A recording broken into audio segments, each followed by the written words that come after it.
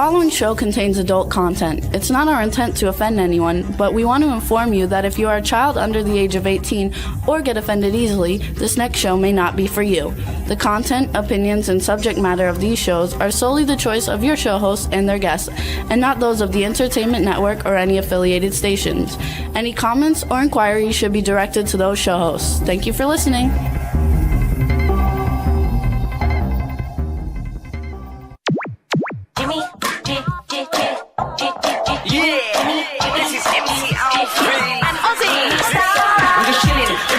Sitting down and designing, where every man them are thinking, what are we gonna be wearing? Yo, I'm a Liverpool MC, you can't test me. Big up the girls inside the party, let's get down to Crazy Jimmy. Big up myself and known as Alfie, the one and only, the Turkish MC. Always love the clothes of Jimmy. Bitch, I'm your wanna be Jimmy Star's new celebrity. We'll take you out to Jimmy Star's. Hey ho, welcome to the Jimmy Star Show with Ron Russell, bringing you the good times in music, fashion, pop culture, and entertainment. We have a fun show for you guys today, but before we get started, today's my 61st birthday. I'm actually old, and today is Ron and Mai's anniversary, 14-year anniversary. So, with that being said, we want to wish everybody a happy thanks for tuning in. I'm a little under the weather, so my voice is off. But people are already joining us in the chat room, so let's say hi to the chat room. Let's say hi to my cool, outrageous man about town co-host, Mr. Ron Russell. Oh, now it's Mr. 14 years later, it's Mr. Boy, we are suffering. He's suffering from a cold, and I am from the desert. Don't live in the desert, folks. It's not healthy. Anyway, my nose is so clogged. It's because of something is blooming out in the desert, and the winds blow the whatever it's blooming up your fucking nose, and then you get sick. You have to speak up, I think, though. Oh, I have to speak up? Yeah, because I don't think people can hear people it can hear me. Well, my voice is theater trained. I can whisper, and you can hear me in the last row of a theater. You're not theater trained. You. Here's how Jimmy talks. Hello, everybody. How are you? No, I listen to you. Start off and then you mumble. I have theater speech. I continuously keep my voice at the same level with the same amount of air. I am theater trained, darling. It's very low. What's up, chat room? Cindy Lady Lake has joined us in the chat room. She wished us a happy anniversary and happy birthday. Thank you. Stefan Bell is in the chat room at Medica Tour. And say hi to Tina for us. Yes. And we have a fun show today, you guys. We have Sam Urban coming on. He's a award-winning director, producer, screenwriter, and author. He's worked with a bunch of cool people. And then we have John Michael Ferrari coming on, who's today's the last day to vote for Grammys, and he's for your consideration up for a Grammy. And he's Italian. And and so we're going to play some of his new music, so it should be a lot of fun. Sam Urban is got a bunch of books that he's written, and he's worked with a bunch of great people. I think you guys will like it a lot. I'm excited about it because I know all the different things that he's done. There aren't that many people that come on that I know all the different cool things that they did. What? I know all the cool things that he's done. Like he did the Elvira TV show. He did. He has a book, Confessions of a Brian De Palma Protege: How I Shadowed the Director on The Fury, Dressed to Kill, and more. And The Fury is one of my favorite movies, and so is Dressed to Kill. So it should be fun. He also wrote a book on somebody, but I don't know who she is. He wrote a book called Kay Thompson, From Funny Face to Eloise, that got all promoted big heavily on Turner Classic Movies, but I don't know who Kay Thompson is. Do you? Of course I know who Kay Thompson is. Okay, so... And he's worked with everybody, you guys. He's got a bunch of books, and he's worked with a lot of really great people. So I think it'll be a lot of fun. And then we're going to play some new music from John Michael Ferrari, the song that's up for a Grammy. And he's also got another new song, so we're going to have fun with that also. My voice is hard to, talk. I know. Mine is raspy, and yours is hard. The two of us should not be on television today. Oh, and these are the balloons I got for my birthday. We actually celebrated my birthday 2 weeks ago. Well, only we did that because my daughters were going back to Pennsylvania because of my daughter Leslie's new job. She had to be there early, so we celebrated Jimmy's birthday early. And now, but today is the real day. He's 61. Imagine I sleep with a 61-year-old bag. Ugh, what am I doing? I should be sleeping with like a 30-year-old. No, What am I doing with a 61? 61, you could be my father. I'm a fabulous 61-year-old. Yeah, but you could be my father. You're old enough to be my uncle, my father, anything, you old man. Ugh, ugh, ugh. Anyway, I got a balloon between them. There's So, a balloon between I don't know why you put them there. I love it. I think it would be beating the balloons up. So you usually talk at the beginning of the show. I'm not speaking ever again because you said I don't speak loud enough. Well, now you are speaking loud enough. No, I'm not speaking. It's all. Listen, next week, when is my movie coming out?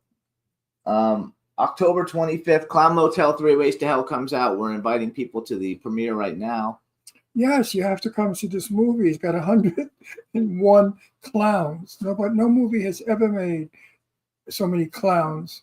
I don't know what it's going to be like. I mean, it could be a stampede of clowns, which could be either ridiculous, scary, or just stupid. And I'll let you know when I see the movie. You know, we make movies and we don't see them for years because they have to be edited and distributed. So we never know what our films are like or how well we did or how well we did not do. But we also saw a lot of you in the trailer, and in the trailer you look great. Do you think? Yes. Oh, well, what can I tell you? Some people got it and can't give it away. And how's that go?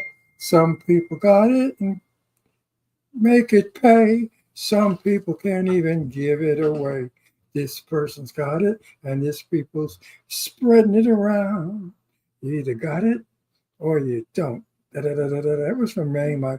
Gypsy. I love the Broadway musical Gypsy. It was one of the best I've ever done. Beautiful. I just got a text message from my stepdaughters, your daughters. My daughter. It says, we're trying to find out how to get into the chat. Please announce on the air that we wish you both a happy anniversary and a happy birthday, and we love you both. So they may be joining us in the chat room in a minute. Huh? Who are they? Your daughters? What daughters? I don't have daughters. Yeah, right. I no longer have children. I've given them away. No, you haven't. I gave them up. No, you I definitely did. haven't. They're up for adoption. Yeah. One is 55, one is 50. And you can adopt them. Just go to Pennsylvania and adopt them because I no longer have daughters. Yes, I have a cold, B. Claudia. Hey, B from Germany has joined us. I do. I have a cold. I was up all night and I couldn't breathe and it was terrible. And Leslie's in the chat room now. Leslie. Oh, Leslie. Who's she? Ha ha ha ha. Who's Leslie? So in the meantime, hey, B's in Germany, you guys. Leslie's in Pennsylvania. Stefan's in California. And people are starting to come in. I think we're going to have a good show. I'm here in Palm Springs rotting away like a dog. No, you're not. Yes, I am. No, you're not. I'm rotting away. I have a broken heart. But they're saying to feel better. So What? everybody in the chat room says they hope you feel better. So I feel better. I just can't stand living here because it's boring. There's nothing to do. Nothing. Everybody's old. They can't even walk or talk or breathe. They just stand there looking like they're alive, but they're really not alive. They passed away weeks ago, but they just stand there and the winds blow sand on them and they become statues. It's horrible. Palm Springs is good for very young people. If you're like 30 and handsome and gay, wow, it's a whole house. I mean, everybody's screwing everybody. It's at pool parties. It's wild. But if you're my age, which is younger than Jimmy, it sucks. There's nothing to do. I don't want to do old bag functions. I don't want to do what the old people do. Whatever they do. They don't do anything. They sit in their houses and rot. Anyway, I'm getting the hell out of here as soon as I can. I'm going back to Boca. also, I'm not finished. Oh, okay. Let's go. Come on. We got to keep moving. Keep moving. Your Yeah. stories keep moving. You put people to sleep. No, I don't. I'm Yentary. I give them gossip. So you can listen to. Just go finish. So whatever I'm you're moving gonna back to Boca without Jimmy because I can't stomach him do. anymore. Yeah. And that's it. 14 years was enough. I mean, I should get an award. 14 years with him is like, yes, groundbreaking. Oh, smile. We need a good picture. They're trying to take a picture of the screen. So you guys, you can hear us on Podbean, Apple Podcasts, iHeartRadio, SoundCloud, iTunes, Spotify, Amazon Music, YouTube, Google Podcasts, Radio Public, TuneIn, and Amazon Prime. We're on about 150 other platforms, but those are the ones everybody knows about. We want to thank everybody for tuning in. Last week's show is doing really, really well, and I'm sure today's show is going to do really well too. We're going to take since we're in Halloween, we're going to do a 3-minute music video real quick, and when we come back, we'll have our first guest, Sam Urban. So this is Riot Act, you guys, Closer to the Flame. We're doing some more Halloween-y kind of things, and we'll be back in 3 minutes with our first guest. Enjoy, everybody.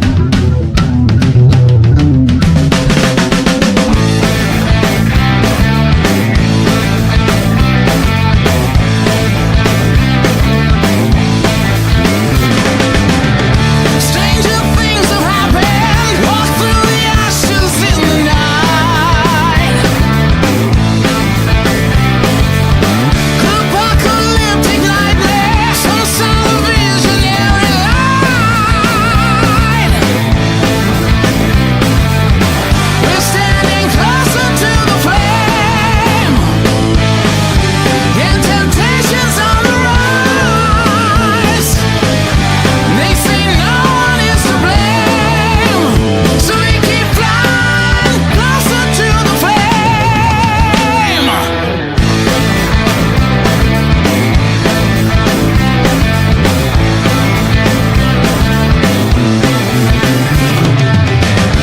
Golden books of history, secret words of olden tales. As repetitions knocking, the scripture walls repeat themselves.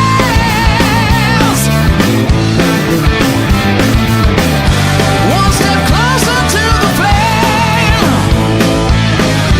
There's no turning back the time. When there's no one left to blame, we'll keep flying closer to the flame.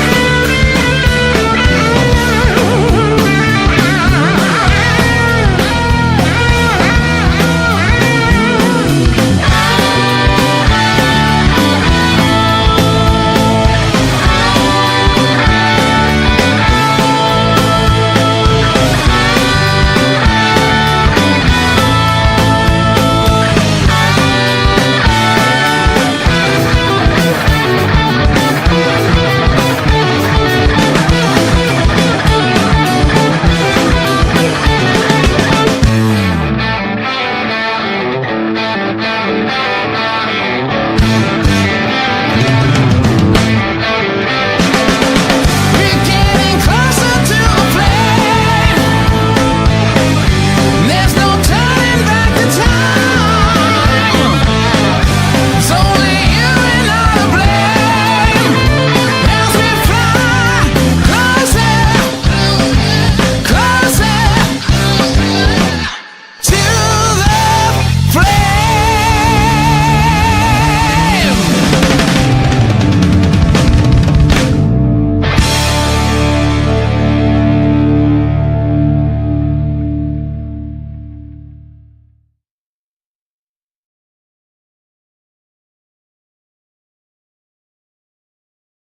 Hey, everybody, that was Riot Act, Closer to the Flame. Now we're going to bring on our first guest and see if we can hear him. Go ahead and bring him in. Hey! Can you hear me? Yeah, we can hear you. Perfect. Awesome. I'm so Okay. glad to be here, guys. Thanks for having me. So let me do a nice introduction for you. And now, everybody, we want to welcome to the Jimmy Star Show with Ron Russell, award-winning director, producer, screenwriter, author, and also actor, really, because you're in a bunch of movies. So Sam Irvin, hello and welcome to the show. Great. Thank you so much. This is my cool, outrageous man about town host, Ron Russell. Hey, Hi, how are Ron. Nice Let to me see see you. your bracelet. Look at my bracelet. His is a My bracelet was a gift from Hub. What the hell is Hub? Hub Reynolds. Hub Reynolds, who's a great singer, a Western guy, and he was making these bracelets, and they're leather and whatever. And I have the Star of Texas. And I love decided it. to wear it today. I don't know why, but I see you've got also. He's got Flash Gordon. Oh no! That's Oh no! Flash Gordon. Oh no! Oh no! Oh no! What have you got a Flash? Look, that's a Gordon? Flash Gordon right there. What has he got of it? I can't. It's a see. big statue. How big is that? That looks like it's about 13 inches. Yeah, it's about that. I collect Where- action Get figures. out of here! Get out of here! This is our dining room, and we call Where it did you Curio get Shop it? on Acid. So I collect action figures and movie memorabilia. Oh, So that's the real I Flash have tons, Gordon. but look at that's a 13-inch Flash Gordon. And you Where can did you see the get Frank Sam? Frazetta Egyptian queen back here, the model of her, along with the painting behind it. I love Where it. did you get that Flash Gordon? It was made in the 70s. I used to have one, and then somehow it disappeared, and I found another one on eBay that was already painted up and everything, and I got it back. I love it. It's We have a bunch of fantastic. Flash Gordons. I- That's his favorite. You know, as a little boy growing up, I wanted to be Buster Crabbe. Who played Yeah, the well, I original wanted to have Gordon. Buster Crab. What did you say? I wanted to have Buster Crab. So did he. No, I was only 6 or 7. Yeah, I probably felt the same way. But no, but I love Buster. I love Flash. Oh, he's my favorite Tarzan. He's my favorite Flash Gordon, and he's my favorite. Well, the only Buck Rogers, I think, but he's my favorite all around. I absolutely love him. Oh, I love him too. I'm a great fan of Buster Crabs. But you know, I met Ron, who's the second Flash Gordon. No, What's his name? Sam. Sam. We had Sam Jones on our show, who was the Oh second yeah. one, and And Sam. we had a blast with And I him. told Sam Jones, I said, "Aren't you a little ashamed of the picture you took by the Rolls Royce naked? Have you ever seen that picture of Sam? Oh, I certainly have. It's quite famous. Yes. It's quite famous. I mean, he's a hung little son of a bitch, and he Yeah. wasn't bothered about hanging that wang out. He told us the whole story while he was So- on the show. Yeah, so I wanted to say to him, "Well, did the photographers jump you?" But I wouldn't do that. I'm like surprised Robert. you didn't. So I have a lot of things to talk about with you because But wait a minute, you're very openly gay, right? Yes, very much so. I have a Good- husband good- that good we've been for together you. 43 years, if you can believe it. How many? 43. 43 years. I believe it. I would have been with my guy, Sal, who I met at 19, and I'm 80. 5. But I'm 85? Yeah. You're kidding me. I thought I was 80. Holy shit. Where'd that 5 come from? Yeah. But anyway, yes, it's a wonderful relationship. I'm with Yeah. Jimmy now. Today's our anniversary. Today's our 14-year 14-year anniversary. anniversary. Well, and it's also Jimmy's birthday. Happy Yes. birthday. Yes, he's 60. Yes. He's 61, and I'm sleeping with an old man. There you go. There you go. Well, I'm And right it's- in between you guys. I'm 69, and it's my favorite year because it's a full year of dirty jokes. Yes, it is. I love you already. You're a great guy. I love your personality. So you're a very award-winning author, and I want to talk about the book that's up there on the counter right there first. Yes, my brand new book. It's Yes, go called ahead. Confessions of a Brian De Palma Protege: How I Shadowed the Director on The Fury, Dress to Kill, and More. And this is my memoir of Beautiful my cover. De Palma years working as his assistant in New York City. I grew up in South Carolina and North Carolina, and I was a closeted gay teen. And the culture shock of moving from the South to New York City to work for Brian De Palma also became my coming out. and everything. So this is a memoir about my coming out, about working for De Palma, the whole schmear. And on the back, there is the picture of me in 1979 in the elevator set with Angie Dickinson, all bloody when she gets murdered and Dressed to Kill. But the book is this huge 350-page book with 1,000 photographs. And it's an amazing study of the making of The Fury and Dressed to Kill, but also my memoir mixed in as well. And I talk about all kinds of cool stuff. I talk about getting a blowjob from Freddie Mercury. I talk about all sorts of flirtations that happen with Vincent Price and Treat Williams and all kinds of things. John Travolta, you name it. So there's all kinds of juicy stuff in here. And the book is available in hardback, paperback, ebook, and audiobook on Amazon.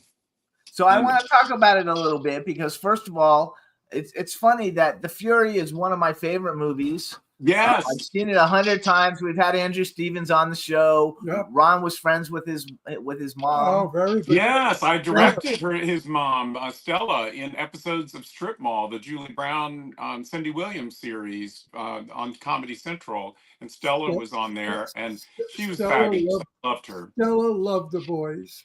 Yes, you did. And I just saw Andrew, there's a brand new Stella Stevens documentary that Andrew Stevens wrote and directed. I went to the screening at the Limley Royal just a couple of weeks ago, and I got I hadn't seen Andrew since The Fury, 50 years ago, and I got a picture of us posing together with this book. He was very nice. I noticed you do that a lot. How much is that book? The book, the paperback is 40, the hardback is 80, choke. And then you can also get it on Audible. If you're a member of Audible, it's free. And then there's an audio book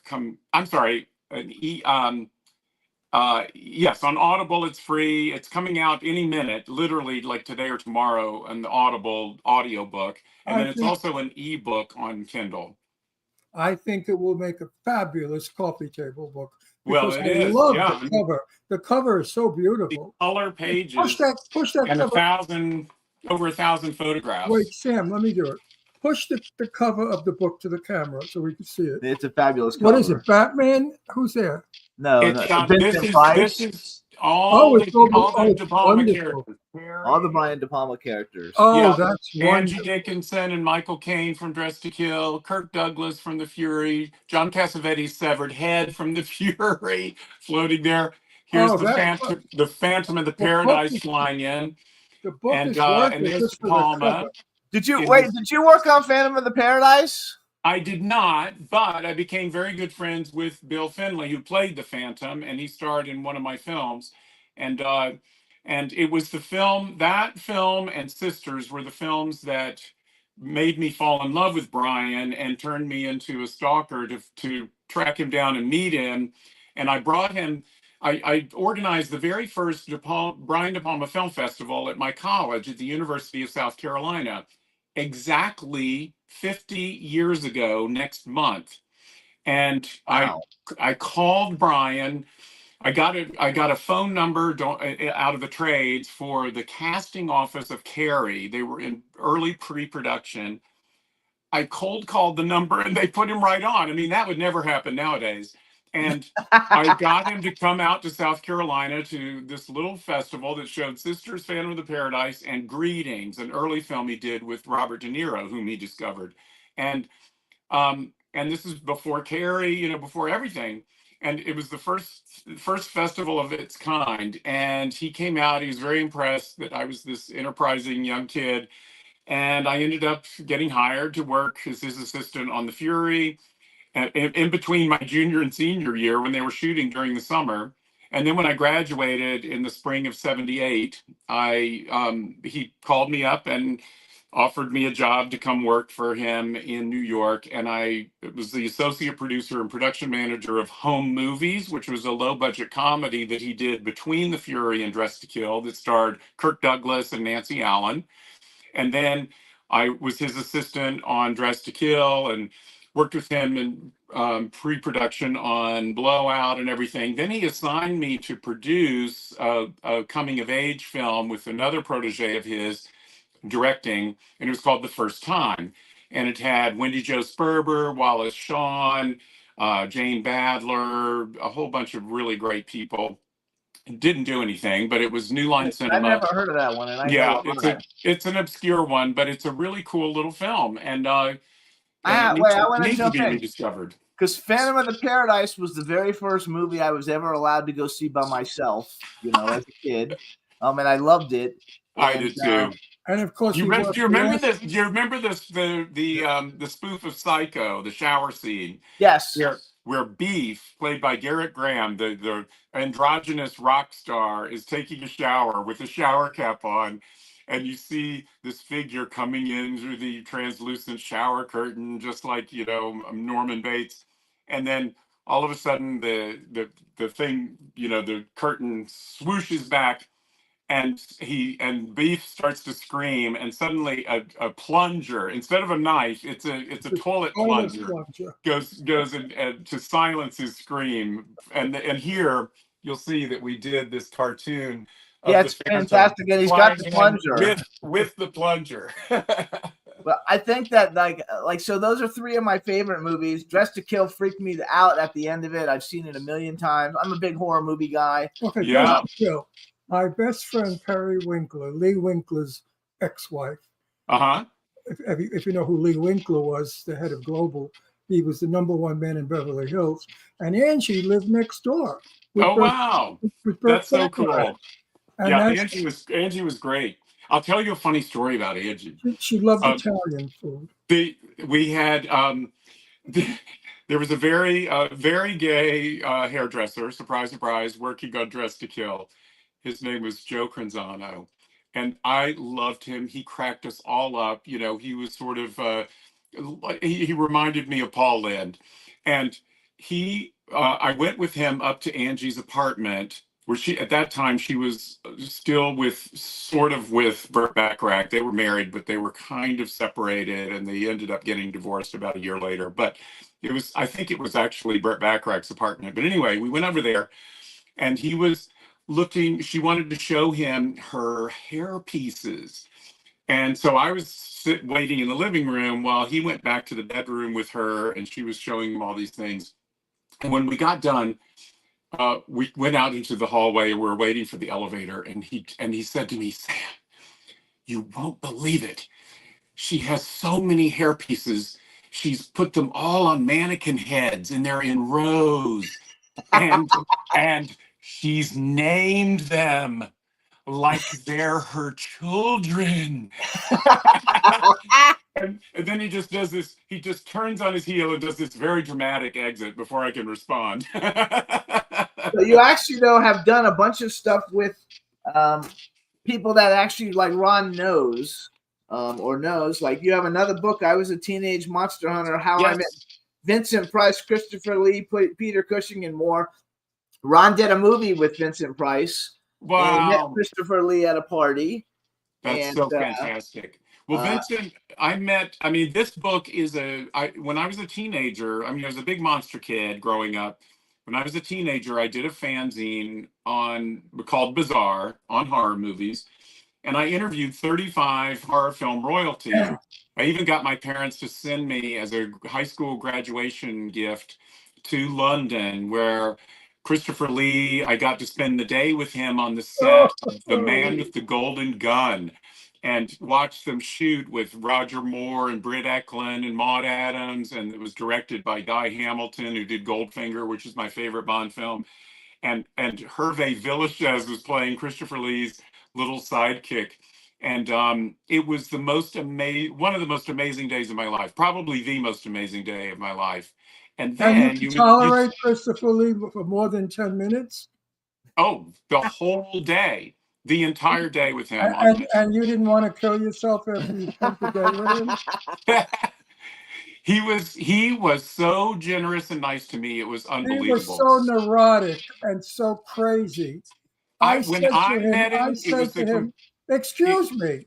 I said to him at a party, yeah, kindly and nicely, Christopher, you were the best Dracula there ever was. Oh, And he that's not the turned best thing to around say and, to him. excuse me, may I finish? And he Yes. turned around and said in an evil voice, "I've done more than Dracula." Yeah.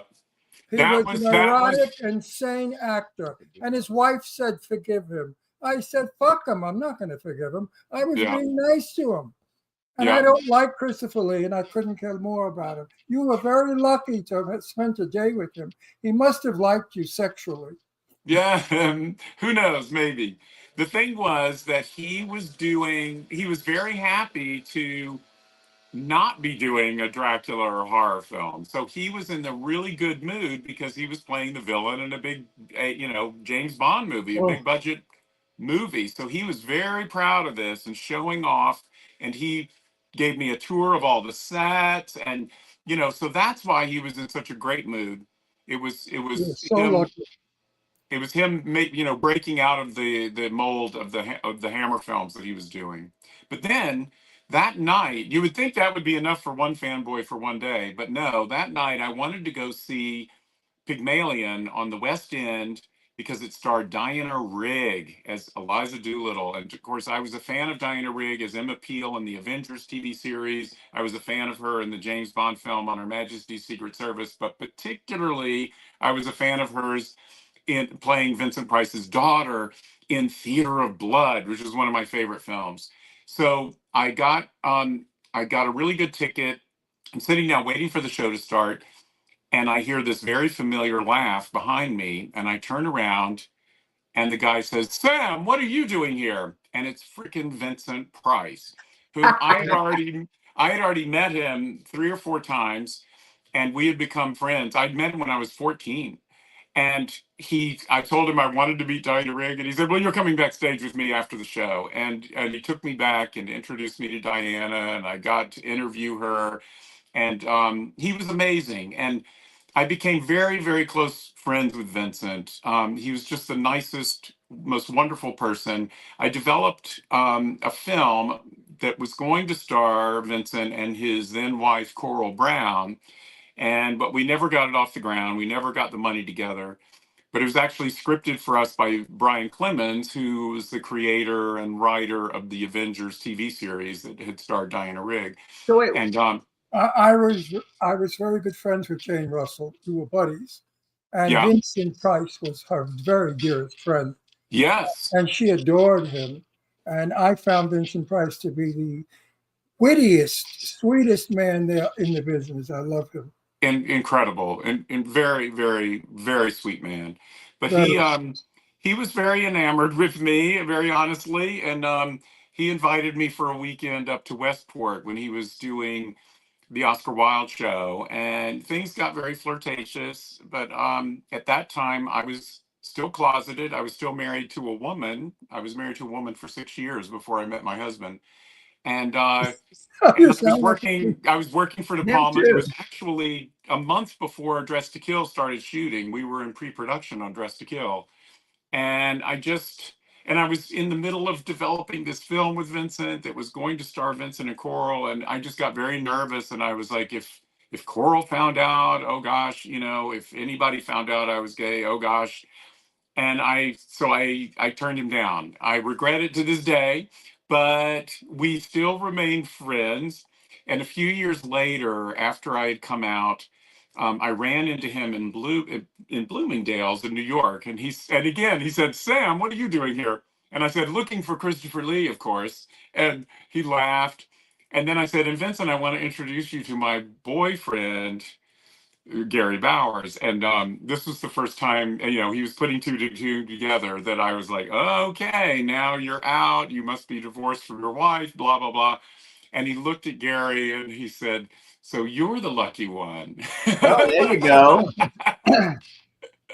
Well, so what did you actually go to school for? When you were in I school, what did went you study? I went to the University of South Carolina and majored in media arts, which was, radio, TV, and movies.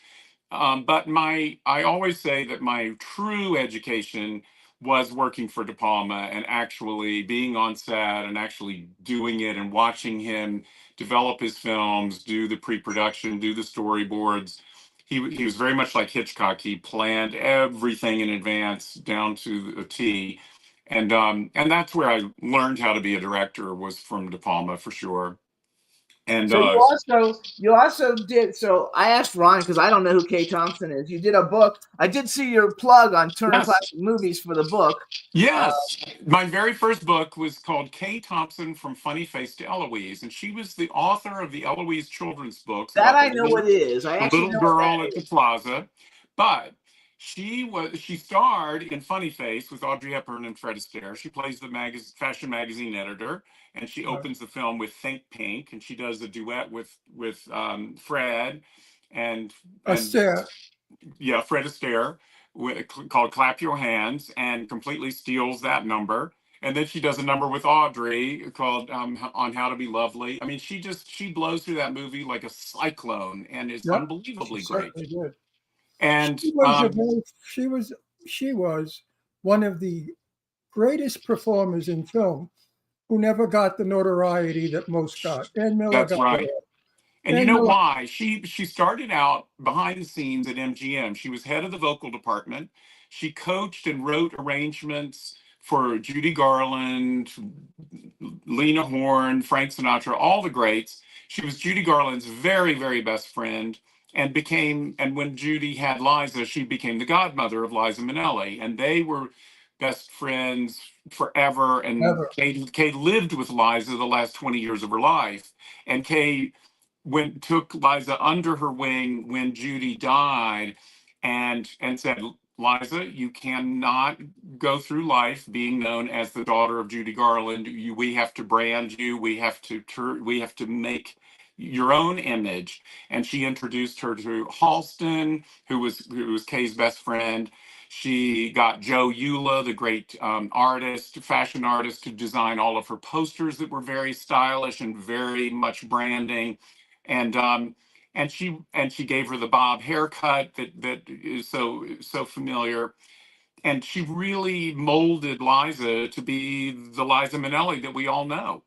And that was Kay. And she did everything. She directed the All-Star inaugural gala of John F. Kennedy. I mean, she did all these amazing things. She directed the most important fashion show of the 20th century at Versailles, and it was introducing all of these great American designers like Pierre Cardin and others who had never been accepted on the international stage, and it changed everything in 1973.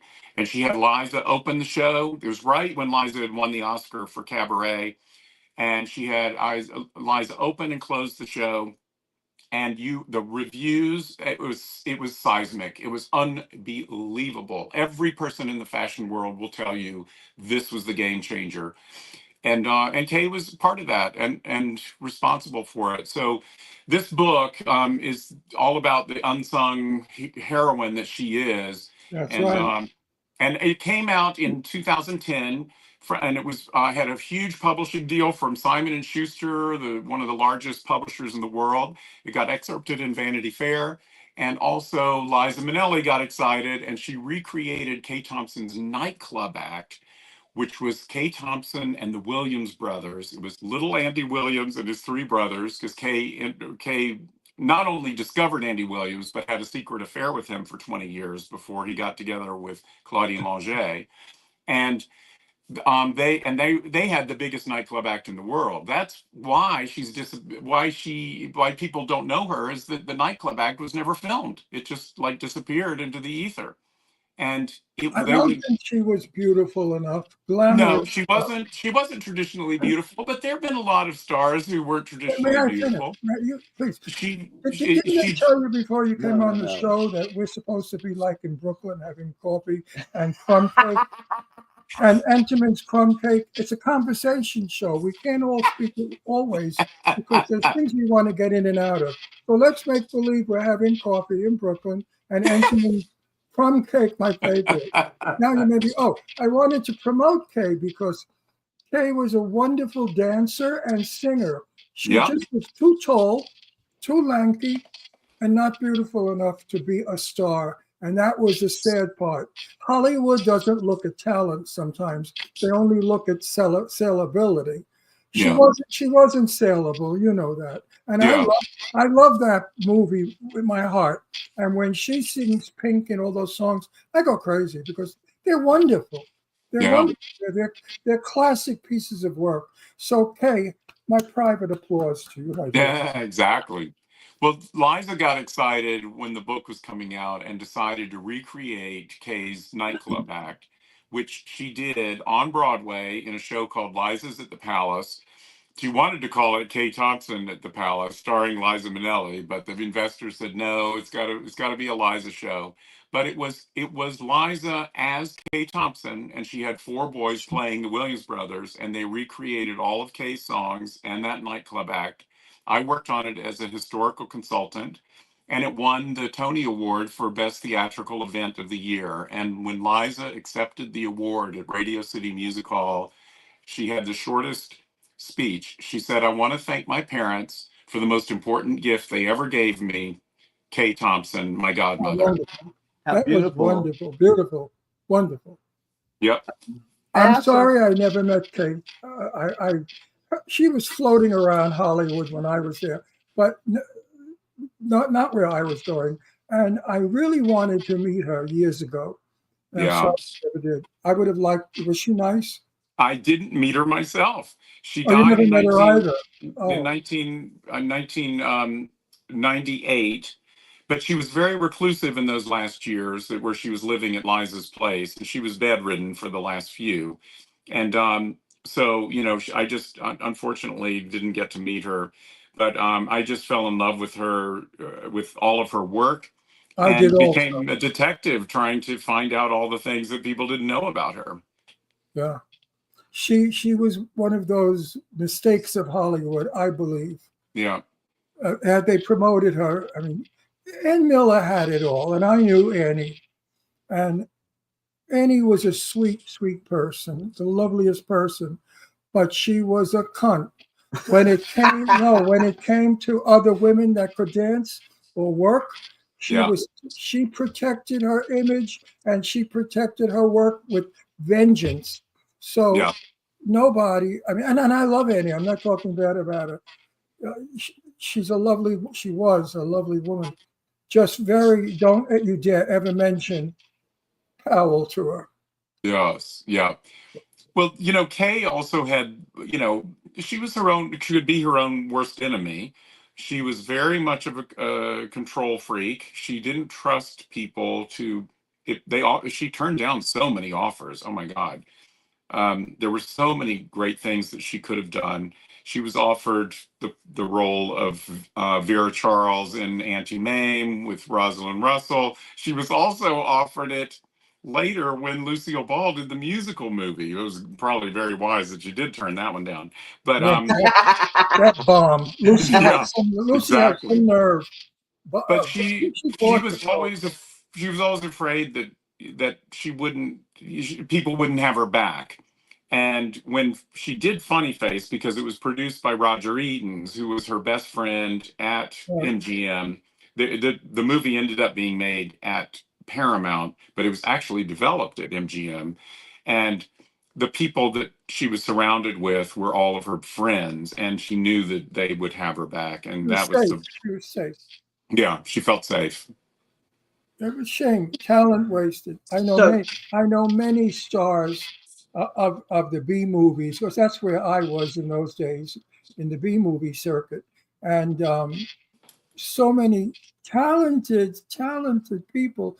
And I would say to the producers, but why doesn't somebody, they said, no, she doesn't have it. The fuck is it, I said. But Rita Hayworth has it? Yes, she does. Marilyn Monroe had it. But not every actress has it. But my favorite, and she was a big dyke, and I loved her.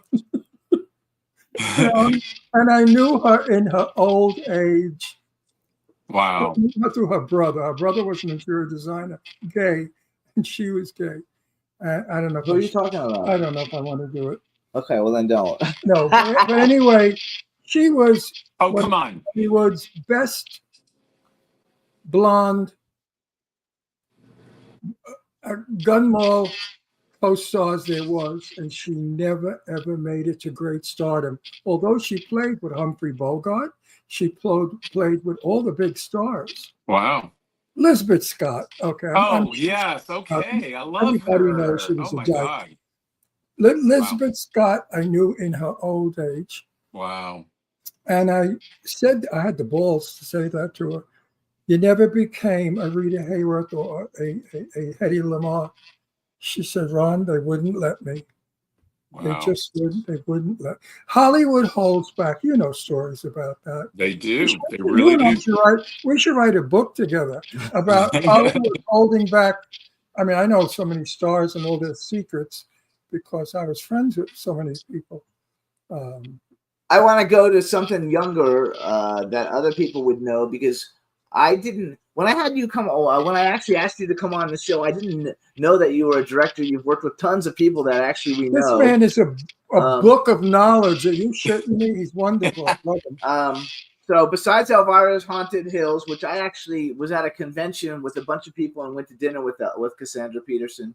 Isn't she great? Oh, my Yeah. God. I love her so much. I used to be a celebrity clothing designer, and I made one-of-a-kind clothes, and I would go to conventions and give the clothes away. That's how I built this show back 18 Wow. years ago. But you also did all 3 seasons of Dante's Cove. Dante's Cove, that was probably the most groundbreaking gay soap opera that had ever been done. Yes, it was. And It really was. And the people in it, it's got such huge people. First of all, Ron was friends with Taya Gill. Oh, she's still Oh, my friend. wow. Oh, Taya was fabulous. Oh, my Taya God. is still my buddy. Taya Oh, Gill. I love her. Stephen Amell from Arrow, he's a big star now. Eileen Yes. Dietz is a friend of ours. Jenny Shimizu, who I almost had on the show a couple of times. It just didn't work out, but I'm a big fan of hers because my favorite Angelina Jolie movie is the one with Jenny Shimizu in it. It's my favorite. That's right. And they were lovers, too. They were lovers, yes. And Tracy Scoggins and Boo Boo Stewart, which is like Boo Boo Stewart. one of the Twilight stars. As you mentioned the name, the star comes up. Angelina Jolie lived around the corner from me in Beverly Hills and played with my daughter Deirdre and was in my house all the time, jumping from the bunk beds down. And Richard Woodmark was my neighbor, and he hated my daughter. And my daughter would be in the pool in front of the house, and the kids, they scream. And Angie would come over, and she'd be screaming with Deirdre. And Richard came, and he knocked on the gate, and he said, could you keep those kids, well, what did he say? Something nasty, like he's a bastard. He said, could you keep those brats quiet? I said, well, I'll certainly tell the one brat. When her father comes to pick her up, I said, because her father is, my God, I lost his name. You know who Angelina Jolie's It's John father is? Voight. John Voight. John, I said, because his I was father. having a brain fart. I said, because her father is John Voight. Well, he never again complained about that. That's hilarious. That Never, is really because funny. I told John Voight when John came to pick Angie up. Oh, yeah. I said, listen, John, tell that fuck of mine next door, that Richard Widmark, who I can't stomach, that the kids are having. And he said, oh, I certainly will. He said, That's I certainly great. will mention it. That's So so How funny. was doing that? So Dante's Cove, and what was the other show, the other gay show that Joya did all the music for a lot? Who? That Taya was in. What was Taya's show she was originally in that was really popular? Oh, they Queer as Folk. Queer as Folk, Queer as yes. Folk. Okay. So I have a lot of musical friends, and Joya Bruno from Expose did a bunch of songs for that show. But how was it doing? Because basically that was like the second biggest, like kind of like gay soap opera kind of thing. How was it working on that? Because it was way above its time. It was really ahead of its time, and it was so much fun to do. We did 3 seasons. I directed every episode. We did the first season in the Caribbean on Grand Turk, which sounds very glamorous, but and it looks glamorous on camera. But the island at that time was a pit. You literally, if you were looking at the beach and the ocean, it looked lush. If you turned the camera around and looked inland, it was like, muddy dirt roads and cows. And it was so it was rough. And literally, if we needed a paper clip, it had to be flown in. There was just nothing there. So for the season 2 and 3, we did them in Hawaii, and it was much more glamorous. And we were put up at the Turtle Bay Resort on the North Shore of Oahu, and it was fabulous. But Stephen Amell was only in the first season, and then he got a David Attenborough movie. I forget the name of it, and he was like, it's David Attenborough. I have to go do it, and I said, yes, you do. We love you, but yeah, you need to do that. And of course, it didn't turn out to be the hit or anything, but it certainly got him, on the road to fame, and he became, as you say, the star of Arrow, and now is a huge star. I'm a big superhero Yeah. guy, and we've actually had John Barrowman. He lives here also, and he's a friend of ours. I just saw John. Actually, you probably know John Barrowman, right? I know of him, but I don't Okay. know. I just saw him a couple of weeks ago in Home Depot. Yeah, he's always everywhere. But he's been. I said to him, "What are you doing here in Home Depot, honey?" It's funny because he And, was and he was walking around. I said, "There's nothing interesting. Go home." I think we've had 8 shows break 10 million plays, and he was the first one to break 10 million. Wow. I love him. I love him. He came on our show, and the show opened, and he was tongue kissing a doll, one of those women. Like a mannequin. I took a mannequin. And when I saw him in Home Depot, I said, "So what's new?" He said, "My feet are killing me. I've been in high heels all week." Oh my God, that's hilarious. He loves to wear high heels. Ah, He's crazy. You have got to know Wow. John. John Yeah, is a you would wonderful like him. fella. He is a doll. I love him.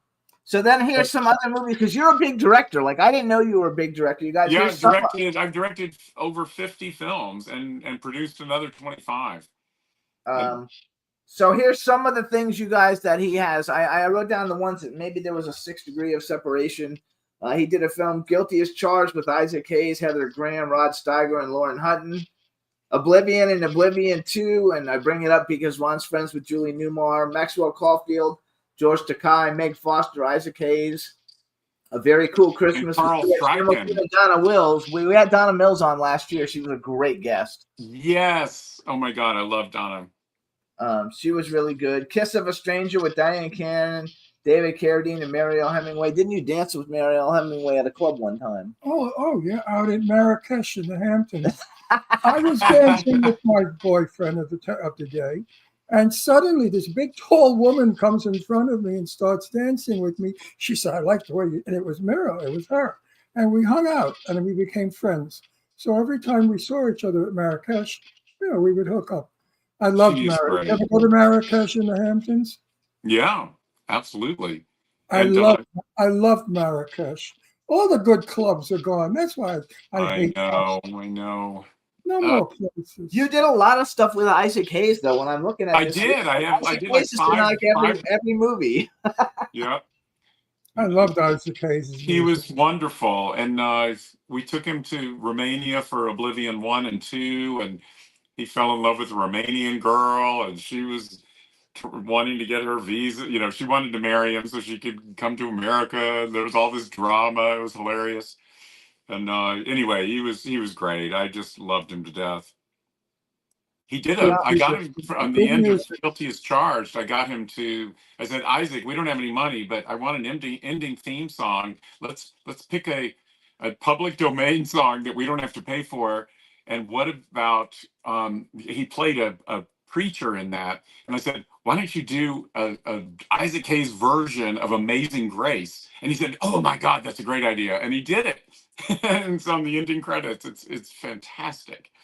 Oh, and probably your biggest well-known thing then would be that you worked on Gods and Monsters, which was an Academy Award I love that. fabulous movie. And Sir Ian McKellen, who's like, for me, he's a great actor, but for me, he's also Magneto, since I like the superhero That's thing. right, exactly. He's Magneto, Brendan Fraser, Lynn Redgrave. What a great, that was an amazing film. And my very favorite horror film of all time, my favorite film of all time, is Bride of Frankenstein, which was directed by openly gay director James Whale. Well, Ian McKellen plays James Whale in Gods and Monsters. And there's a flashback of him directing Bride of Frankenstein, and we had an actress who looked just like Elsa Lanchester with the beehive hair, and I helped make sure that the laboratory set that we built for it was absolutely accurate. And we even found some of the original electrical equipment that had been used in the original Frankenstein and Bride of Frankenstein, designed by Kenneth Strickfaden, that Mel Brooks had found and reused in Young Frankenstein. Anyway, that was a dream come true project. Let me tell you, it was. I feel so honored to have been a part of it, and it was written and directed by Bill Condon, based on a book by Christopher Bram. But Bill Condon went on to, huge things. I mean, he wrote Chicago. He wrote and directed Dreamgirls. He's just written and directed Kiss of the Spider Woman. He did the last two Twilight films, which grossed over $1 billion each. And I mean, his career is amazing. But I'm really, really proud of Gods and Monsters for sure. It was a great movie. Thank you. So And, do you and collect? you know what was so great about it? It had never been done. It wasn't an old movie or an idea or something stolen from an old movie. I Yeah, don't believe. I believe very it was, original. It's very original for it was sure. a new writing, right? Yeah.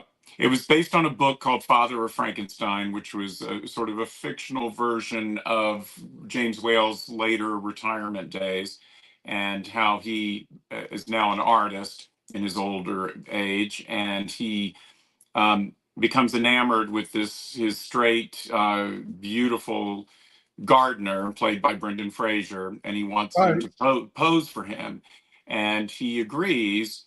And during the posing for his portrait, they develop this friendship and realize they have so much in common, and it's a really beautiful, beautiful film.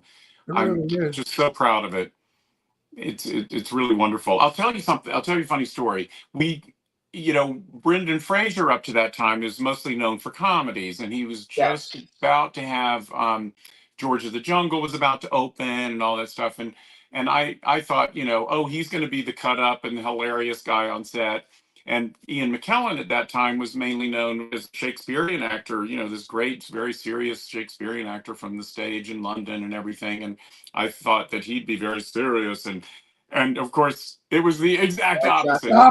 The opposite. Ian was the cut up on set, and Brendan, this was his first really serious dramatic role, really. And being, opposite Ian McKellen, he was just being very serious and method and constantly alone in his trailer studying his lines, and he didn't he was probably normally very humorous and on set, but not on this one. He was taking it really seriously, so it was quite funny, the contrast. Ian was great. I found that to be with so many people I know in the business. Joan Rivers, who I've spent private time with, was not funny. Not at all. Not at all. She was the most serious, intelligent woman. you wanna Very meet. intelligent. But the minute she was on, she was crazy and hysterical. But that person, I was looking for that vulgar personality. Not 24/7. one You're right. fuck She came out. wasn't like that. She was a lady. She was so refined, actually. Actually, she was involved. very, very, very well educated and very kind. Yes. And I was in her company many, many, many times. One fair story. I went to the comedy club to hear Joan Rivers, Joan Rivers do her act. And if we in the audience wrote it on paper, if we didn't like it, we told her we didn't like the joke. And Debbie Reynolds was there. And I know Debbie for 100 years. So I'm sitting next to Debbie, and Debbie's saying, oh, that one sucks. This one sucks. So now we leave. And Debbie said, don't go away. Don't go away. I want to talk to you for a minute. Jane Russell called me. So she pulls me in her limo. And then who comes in the limo but Joan Rivers. Joan Rivers. I'm sitting between Debbie Reynolds and Joan Rivers. If Wow. I had $1 for every fuck they said, I would have been a rich man. The two of them were like disgusting. They insulted each other. They're stupid. They did a whole routine because they loved each other. And I had to get out of that limo because I was going to vomit. I couldn't stop laughing. So I said to Debbie, what do you want? What did Jane want? She said, oh, Jane wants a new roof for her church, and she wants to know if I could do it, a benefit. I said, okay. She said, okay, call me tomorrow. So I called Debbie the next day. Oh, Ron, I can't talk to you. My dog just died. I said, you're kidding. She said, no, she died last night. And she said, call me tomorrow. So I called her the next day. She said, Ron, I can't talk. My daughter's outside with the funeral. Yeah. Having a funeral for the With the dog. I coffin. mean, a funeral. I was hysterical. Finally, we got to have dinner and we talked about the show. Oh But man, we that's never great. did it. Huh? They were a riot. The two of them were I love my people. And I tell Jimmy all the time. He said, why are you sad, Ron? I said, because I'm gone. My friends are gone. There are no people. I know a lot of young actors and they stink. They only Yeah. care, selfish and stupid and not interesting. I said, I don't know why my people had humor and class and style. You Yeah. went to their home, they offered you a drink or something to eat or comfort. These young kids, you go to their house, they, you want a pot? Stick a pot in my face. I said, get the fuck out of here with that shit. Yeah, I want to promote two more. You have two other books because then I have a question I want to Oh, wait, I ask. want to also ask Okay. one question. Oh, Did you know Mr. Blackwell? I of course knew of him, but I never met him. Oh, what a shame. He screwed Cary Grant and Randolph Scott. He was Yes. in their three-way. And he also was in love with Tyrone Power, who he went out with for 6 months. And Wow. Tyrone Power gave him a beautiful cufflinks in a red velvet box and broke up with him. Wow. Blackwell tried to kill himself. He told me this. I was very good friends with Richard. He and I were buddies. And he told me stories about the who's who gay of Hollywood. Well, if I ever did a book, nobody would believe it. It was like every woman in Hollywood that was famous was a lesbian of some sort. They all, Hedy Lamarr and Rita Hayworth, no, Hedy Lamarr and Lana Turner were getting it on. I said, you got to be kidding me. Hedy Lamarr and Lana, he said, I don't lie. I know what I'm talking about. He was Yeah. best friends with Mae West. I mean, he really knew Hollywood. That's amazing. I miss it. so wait, hold on. Let's go back because we only have a couple minutes, and I want to ask the question, my regular question. But I want to first. So you have another couple books. I just want to put them all in for everybody. The epic saga behind Frankenstein, the true story. Yes. This There is a we have- huge, it's a huge making of a favorite Frankenstein adaptation called Frankenstein, the True Story from 1973 that Universal made for NBC. Starred James Mason, Agnes Moorehead, Sir Ralph Richardson, Sir John Gielgud, David McCallum, Jane Seymour, Michael Sarrazin. Huge, huge cast. And it was the film that inspired Anne Rice to write Interview with the Vampire. So I got her to write the foreword, and it's one of Guillermo del Toro's favorite Frankenstein films, and I got him to write the afterword. Good for And you. it's 400 pages with 1,500 photos, and the whole story it's all about how this movie is the gayest Frankenstein film ever made. It was scripted by the most famous gay couple ever, Christopher Isherwood and his partner Don Bacardi. Isherwood wrote the Berlin Stories that Cabaret was based on, and he also wrote A Single Man. Wonderful novelist, brilliant writer, and they conspired to put in as much gay subtext into this movie. And the producer was all for it. He was gay as well. Hunt Stromberg Jr., whose dad, Hunt Stromberg Sr., did The Women, the Thin Man movies, all these great MGM movies. And that's where the son grew up. And he was a big monster kid. The gay son, discovered Vampira and created and directed and wrote and produced her first hosting show for KABC in Los Angeles in 1954, which started the whole trend of horror hosts. So he's the granddaddy of horror hosts. And then he was head of programming for CBS, where he greenlit The Munsters, The Twilight Zone, Alfred Hitchcock Presents, Gilligan's Island. All these iconic shows were all because of Hunt Stromberg Jr. Had gay, his gay stamp on everything. And then he became an independent producer, and his lifelong dream was to make an epic Frankenstein film. And that's what this is. and they called themselves the Lavender Hill Mob, and they literally were squeezing in as much gay subtext as the censors and NBC would allow, and it's an amazing film. It holds up like you wouldn't believe. It's an absolutely beautiful 3-hour Give us the production. title. Give us the title again. It's the title of the movie was Frankenstein: The True Story. Worst title in the world. And it was NBC's title. They didn't shoot it under that title. It was just called Dr. Frankenstein when they shot it. It has nothing to do with a true story. It's not a true story, and it's not true to Mary Shelley's novel because it's totally gay. All the characters in it are gay. James Mason's character is gay. I Dr. love James Frankenstein, Mason. the monster, is gay. Everybody's gay in James this Mason movie. is bisexual. I love James Mason. Yeah, He's, like, I know. super I cute. know of a person who So- had a big affair with. So wait a James second. Mason. So where do people get all your books? Where do they go? They can all of them are on Amazon, and Okay. And this book is called The Epic Saga Behind Frankenstein: The True Story. And Sam, again, what is the cost of that book? Well, this one is expensive. I think it's the paperback. The paperbacks are usually 40 and the hardbacks are 80, somewhere in that neighborhood. The hardbacks have a little bit better quality paper and everything. So if you have deep pockets and you want the hardback, get the $80. But if you're on a budget, get the budget version, which is the paperback for 40.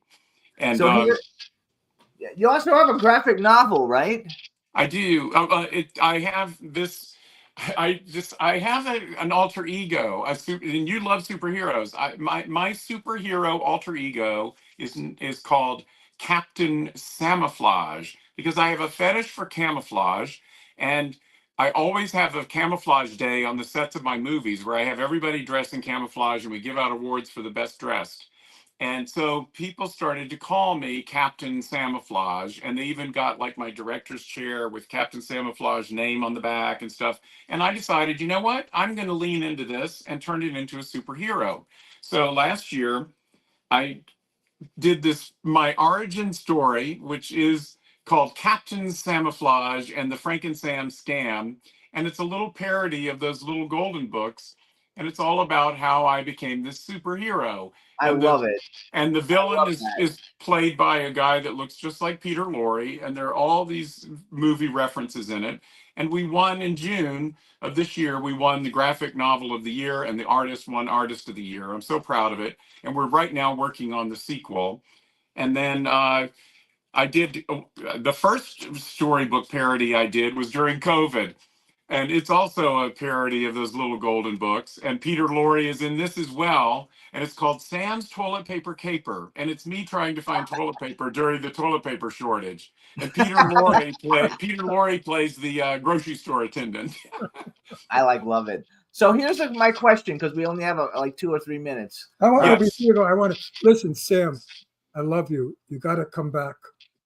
I know there's too much to talk about. I have too many. Too much. Too many irons in the fire. Listen, you must document all of what you're saying because Hollywood today doesn't know our Hollywood. I know it. I tried so hard to bring our Hollywood back, but it's not easy. Help me. I agree with you. We need more of old Hollywood. We need the old Hollywood made old sense. school. So here's my question. Yes, and sir. it can be as a director or as an actor, bucket list. If you could work with any male and female actor, living or dead, who would you have liked to work with? And the second part of the question is, if you could have been involved in any movie that's ever been made, what movie would you like to be involved in? Easy. Boris Easy. Karloff. I always wanted to meet Boris Karloff and work with him. He died in '69 when I was 13, and I didn't get to meet him. And The Bride of Frankenstein being my favorite film. If I had worked on that movie, I would. That would have just been amazing. The other regret was that when I met Brian De Palma, he was preparing to do Carrie. And I wish I had the gumption to ask him to please let me come work on that, because I did end up working on his very next film, The Fury, and Carrie is my favorite De Palma film of all time. It's a great And movie. I would have loved to have worked on that movie. Damn it! And give me a female you would like to work with, living or Oh dead. man, I mean, so many. My God. Oh. Well, I'm a gay boy. I would have loved to have worked with Diana Ross on Lady Sings the Blues. A great movie. Great movie. Great movie. She should have gotten an Academy Award. She should have. She should have. Or at least tied. It was Liza that year for Cabaret. At least tied with her. That's No, right. no, she should have They gotten the. let Barbara Streisand and Catherine Hepburn tie one year for Funny when it was Funny Girl, and I forget the Right. other. So you guys, this is Sam Irvin. You can follow him on Instagram. It's at Sam_Irvin_director. Confessions of a Brian De Palma protege is his latest book. But all his books seem fabulous. You guys should check them out. Get them on Amazon. Do you sell autographed copies on your website or anything? I don't, but if you want an autographed copy of this book and you're in the Los Angeles area, come to my signing, and I'm announcing it here. It hasn't even been announced on their website yet. At Book Soup in West Hollywood, the famous independent bookstore, on Tuesday, December 9th at 7 p.m. I will be there, and I'm going to be introduced and interviewed by the great Don Mancini, the gay creator and director and producer of all the Chucky movies. And he's a huge De Palma aficionado. And he's going to be there. And he's also going to sign books with me if you're interested in getting his signature as well in these books. I got That's a gonna be 3.5. fun I got event. a 3.5 foot electronic animatronic Chucky for my birthday. No way! Oh my God! Well, if you're in LA, then you must come. It's going to be a great event. So we want to thank you for coming on the show. You've been a whirlwind of knowledge. You're a great guest, and you've really accomplished a lot. Congratulations on everything you've accomplished. And I'm really proud that you're family. Yeah, me too, actually. I'm proud. If you were straight, I would have said, "Oh, shit, we The lost." proudest of all. I mean, it's I've always, as soon as I came out at the age of 25 in 1982, I've been out and proud and a proponent of everything in our community. So I'm thrilled. So thank you so much. We'll see you. It's good that we finally met because we actually know a lot of the same people. So it's really nice to have met you on the show. Me And, too. We'll see you on social media. All right. Take care, guys. Hey, For having bye-bye. me. Thanks again, Sam. Thank Yay. you. Great show. Great show. Good show, Sam. All right, everybody. So that was Sam Irvin. Again, you can follow him on Instagram at Sam_Irvin_director. He also does a lot of signings at conventions, horror conventions and stuff for his books. He's done a lot of great things. And now we're going to bring on our next guest. So let's go ahead and bring on I'm exhausted. John Michael Ferrari. Hello. Good afternoon there. How are you? I'm doing well, I'm here in Nevada. Where you at? We're in Palm Springs, California. Oh, yeah. I like Palm Springs. I We've used to actually perform met there. you, though. I don't know where we've met you, but we've met you because when they asked me about having you come on the show, I already knew who you were. I already followed you in social media, and I don't follow anybody if I haven't met them. Where we've did we definitely meet? met. Where was it we met before? I'm not sure where we met. We met either at a movie premiere or at a show someplace. But anyway, Okay. let me introduce you, everybody. So now, you guys, we want to welcome to the Jimmy Star Show with Ron Russell, singer, songwriter, entertainer, John Michael Ferrari. Hello and welcome to the show. Thank you for having me here. This is my cool, outrageous man about town co-host, Ron Russell. Come stai? Yay. Stai bene? Parli italiano? No. No, you're Italian and you don't speak Yeah. Italian? I do. Vaffanculo. So you guys, John Michael Ferrari is coming on, and we want to say, first of all, congratulations. He has a single out right now called When Love Is Love. It's under for your consideration for Grammy nomination in pop solo performance category. Today's the last day for Grammy members to vote. I voted for you, and I think it's congratulations. And one thing I didn't know until I read it on, I guess, on your website or someplace, but if you get nominated for a Grammy, you will be in the Guinness Book of Records as the oldest artist to be nominated for Best New Artist because you're 77, and so you would be the oldest Best New Artist in the category in history. That's what they tell me. I think so. Yeah. That's pretty amazing. You Who would know, have thought? It's 77. I'm 80. How much am I? 85. I'm 85. And when you get to these numbers, they really treat you differently, don't they? Oh, well, I don't know. I hang around a little kid all the time. You're on your way to 80. 80 opens the door to invisibility. 80 is a good age. I think any of us who got to this age, I mean, it's a miracle. Look at the lessons we've learned and along the way, and we're a lot better off for it. Absolutely. So now you live in I wrote down that you live in Nashville and also in Nevada. Yeah, we live here in Pahrump, Nevada, and we're always going to Nashville. That's where we spend a lot of time there with recording and doing our sessions, and we love going to Nashville. And also, are you nominated for a Josie Music Award this time? Yes, isn't that amazing? Yes, absolutely. We're going there. When are we going there? November This 2nd. Friday? No, November 2nd. Oh, November 2nd. Well, yeah, it's coming up.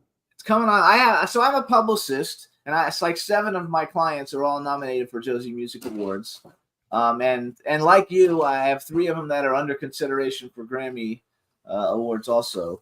And today's my birthday. That's why we have those balloons. Oh, happy birthday. Driving us crazy. Driving us crazy. Yes. But your Josie Award nomination is for Songwriter of the Year. So tell us a little bit about your career. I read someplace, I think you started playing guitar at 8 or something, or you got your first guitar at 8. I did. I got my first guitar at 8. And I think the first time I actually joined a band when I was living at the Nevada State Children's Home in Carson City, Nevada. And a group of us started a little band, and we played in the area. We played Lake Tahoe, Reno, and had little TV shows that we would occasionally play.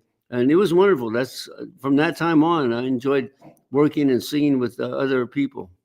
So you don't get nervous then, on a stage in front of people?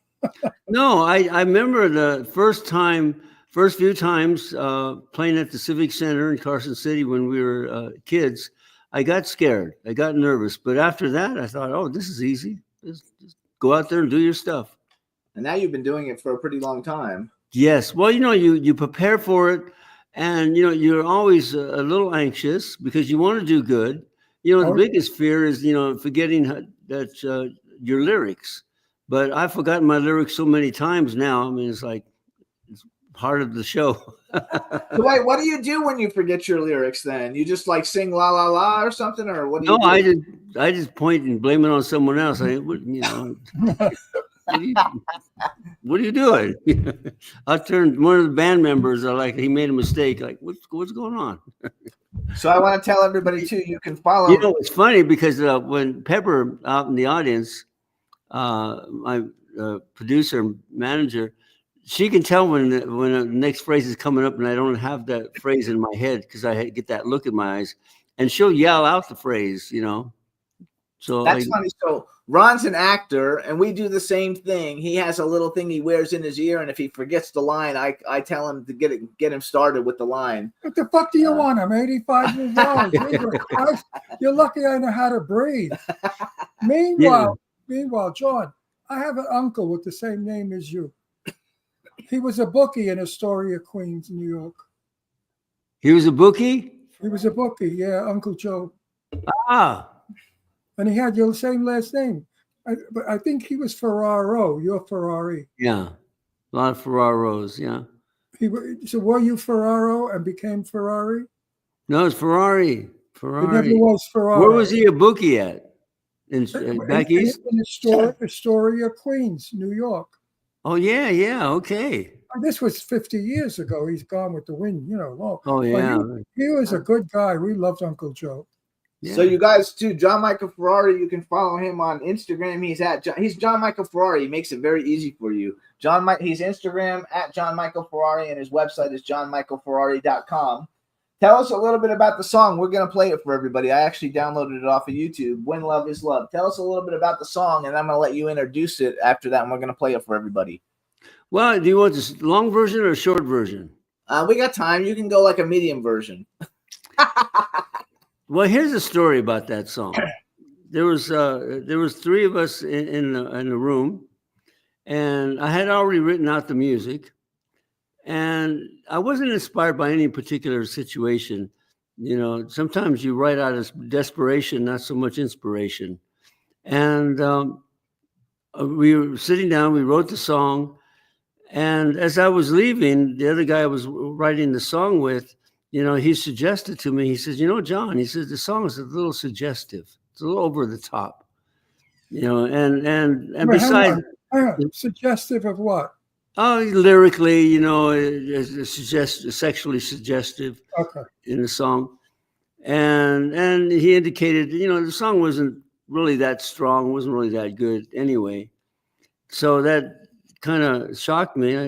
I knew what he was saying was true, but we had to record the song the next morning. We had a session. So I was lying in bed and I thought I'd get up, and I rewrote the whole song, basically just except for a few of the verses, short phrases in there. I rewrote the song. We went in the studio and recorded it, and thank goodness he gave me that suggestion, because he made it a better song by him saying that. Good So for this you. is the song that's actually now up for nomination for Pop Solo Performance, Best Pop Solo Performance. It right? is, yeah. So Juan, we're gonna play the one that says "When Love Is Love." You introduce the song for us. We're gonna play it, and then we'll be right back. You hang on. So go ahead and introduce it, though. Oh, me? Yeah, you. It's your song. You. Introduce All it. right, everybody, get ready for When Love Is Love. There you go. Perfect. Yay.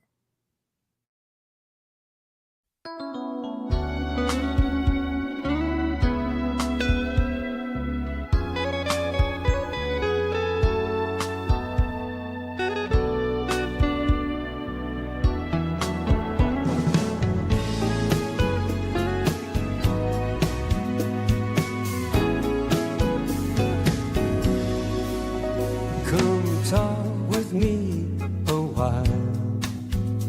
There are things that we could say about the clouds and rain, and maybe your name.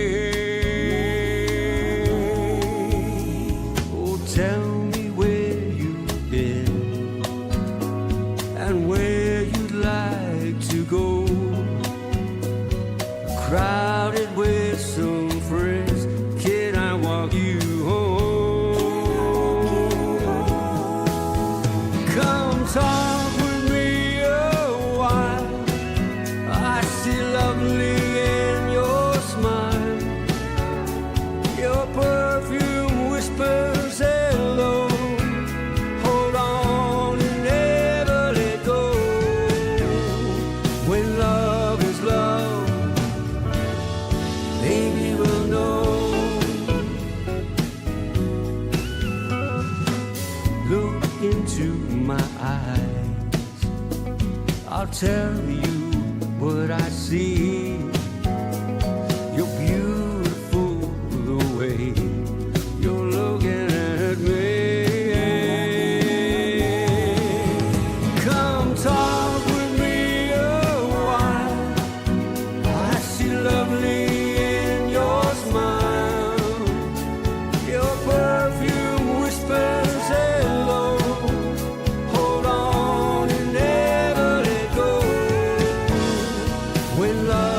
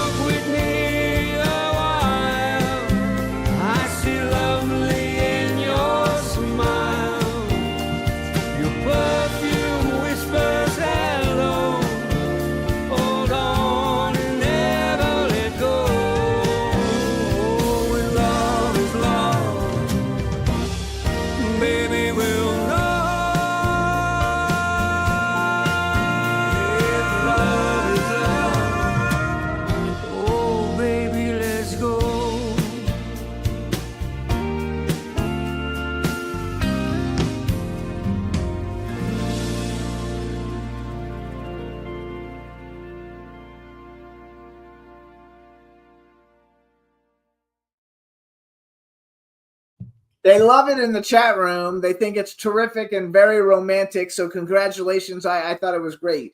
And for Thank your you. age- for Thank your you. That's age- Karina Jones playing the female part in there. And I just met her that night. We did the video together. Listen, I John, was going to ask you if that was Pepper J. So John, for your They age, found her at the bowling alley, I think, the night before, didn't they? why don't we He's have answering to control? me. No, we have got to educate. Okay, not right now. Let's go. No, because it's So- typical. I can't do an interview. I know, but you can't hear. No, but I want to make an interesting interview. He wants to make it. He wants to talk. Ron wants to say. No, I something. don't want to talk. I'm interviewing, but I want to make it interesting. I know, but he don't was want answering my question. I know that. All right, go ahead. No, he was answering. No, go ahead. Now you can go. You've got No, the I floor. wanted to say, compliment him. Good. When he finishes singing, you have to let me make my opinion of what I thought. Okay? We're married. No, just don't be stupid. And I thought, and my feelings are, he's good for a man of his age. He doesn't have an old man voice. Because when you get to be 80 years old, your vocals change and you sound like an old man. You still sound like Perry Como, a young fella. Perry Como. You Thank sound you. terrific. May I make a suggestion? Yeah. Beards age us. I would never put a beard on. If I don't shave for a couple of days, I look like a homeless person. I don't look sexy. Maybe you should try it without the beard. You could even look younger and better. My opinion. And you're good looking.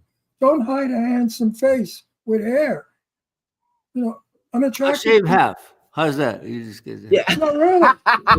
Really, I know it's very in to have a beard, but it's also boring because everybody you look at has a fucking beard. I won't Including me. I won't put a beard on. I look 85 with a beard. But you're terrific. I think you're great, and I'm very proud that you're a senior. Yay for Thank you. senior. And you know, when you listen to Tony Bennett, he never sounded aged. He always sounded like he did when he was young. Tony always sounded like Tony. He was you know great. why? You know why? He never used his voice. He didn't scream. He No. didn't yell. He was always mellow.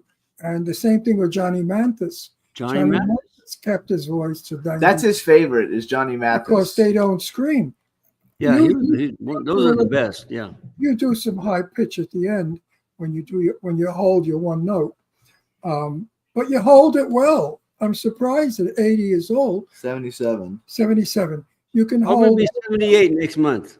There you go. I'm surprised you can hold that note. So, who well. were some of your musical influences? Well, you had one of them right there, Johnny Mathis, Tony Bennett, Perry Como. You know, I used to listen to all those guys. You know, with Elvis, the Beatles. That's all we had back then. It was wonderful. Oh We yeah. didn't have the shit of today. The fake people making millions of dollars with this rap shit. They don't even sing; they talk, and they're making millions of dollars. Disgusting. Well, music's changed a lot. You know, we were fortunate we grew up in an era where we had those romantic, beautiful voices in our life. You know. Peggy Lee. Who couldn't sing a sexy song better than Peggy Lee? Oh, Peggy Lee. Never know how much I love you. She was good. She was great. So I also wrote down that you and Pepper, which we should say Pepper's your producer, Yes. producer management. You co-authored a book called Dynamic Song Performance: The Singer's Bible, and it provides insights for aspiring artists. And you also did a book called Acting with Your Eyes. Yes. So tell us a little bit about acting with your eyes. Well, acting with your eyes is a technique I came up with for actors. You know, when you're on the camera, your gestures have to be subtle. They can't be all over the place, although some actors do that. But when you're looking at the camera, it's called eye phrasing. If I look at you, you're right there, and I say, Mary had a little lamb. His eyes were white as snow. And everywhere that Mary went, the lamb was sure to go. That's called eye phrasing. You know, and you just do that little bit. You don't have to do anything else when you're on a camera, when you're doing close-ups. So I wrote a book about that to teach actors when you're on a camera, that's all you have to do is use the eye phrasing. along Have with you, whatever I acting think technique you have. This will complement it. have you been an actor? I've done acting. Yes, I love it. well, I've been acting for 7 years.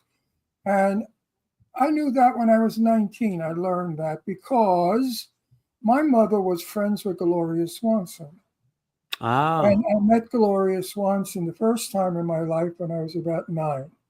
And you know what I remember about her? Her eyes. eyes. She spoke with her. I couldn't get over it. Her eyebrows were up here somewhere, and her eyes just. She looked, and you knew what she was. She was telling you what to do with her eyes, and that was the training they did in silent movies. Because in silent movies, you didn't have voice, so all you had was your eyes. You made love with your eyes. You were angry with your eyes. So yes, I agree with you. Yeah. Well, it's a good technique. It works with any acting I technique still you're use it. using. I still use it. I just did a movie where I had to look different than the script said. So I told my director, "Can I do it my way? Let's try it this way." And I did it by turning my head, and they came in on my eyes, and my eyes were angry, and they loved it. They said that did the whole script. You see, so you don't have to have words all the time. It's how my kids knew that, but both my daughters, if they misbehaved, we were out in public and they were jumping around. The Italians, I gave them the eyes. They sat down real They sat real fast. Yeah, the look. Of love. I also wrote down musical influences. I don't know who the Wrecking Crew is, but I wrote down the Wrecking Crew, Glenn Campbell and David Foster and Glenn Campbell. I know, obviously. The Wrecking Crew, you heard them on every pop song. They played on the Beach Boys songs. There wasn't the Beach Boys that played the songs. It was the Wrecking Crew. Glenn Campbell used them on his recording. He was actually a Wrecking Crew member. But almost all the tops, "Be My Baby" with Be my yeah, that was the Wrecking Crew. They backed up all the singers, a lot of the singers back then in the 60s. Yeah, you heard them on almost all the records. They were just amazing.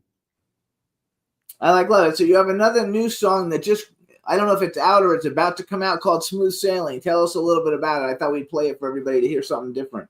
Oh, yeah, that'd be nice. Yeah, we just released it last week. It's Smooth Sailing. It's a retro song. It's about me, talking about when I was 23 years old, my attitude and how I saw life. And, Pepper suggested I should write a song. What kind of song? It was a baby boomer song. And the only song I could think of, "Yesterday When I Was Young." I love that song. Well, I thought I started to write a song like that, but I thought that's kind of sad. I want something more punchy. So I wrote this song. It's about smooth sailing when I was 23, how life was different and how my good looks got me through everything I ever needed. There you go. All right, so let's Even go today. play "Smooth Sailing," you guys. This is the new single by John Michael Ferrari, "Smooth Sailing." We'll be right back.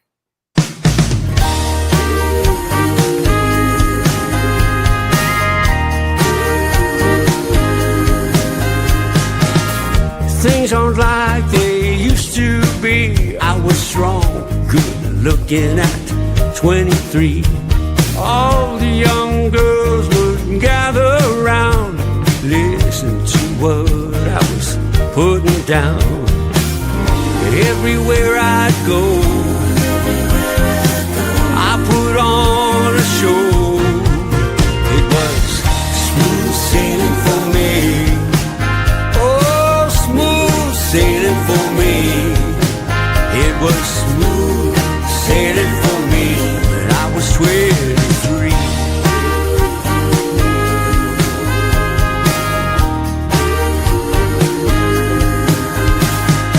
I took pride in the clothes I wore. I was Steve McQueen when I walked in the door. The ladies there would call my name. It was all in fun, playing a stylish game. The smooth face of youth I wore was the key to every locked door.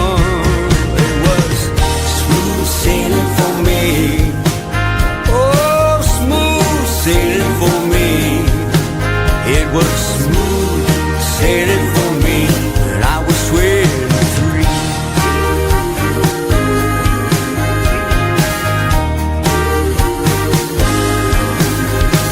My mood was calm and classy, never down and trashy.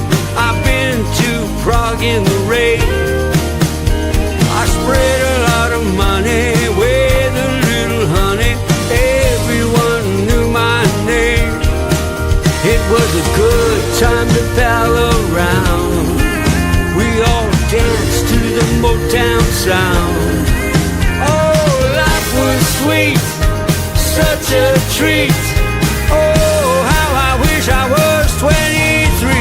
It was smooth sailing for me. Oh, smooth sailing for me. It was smooth sailing for me when I was 23.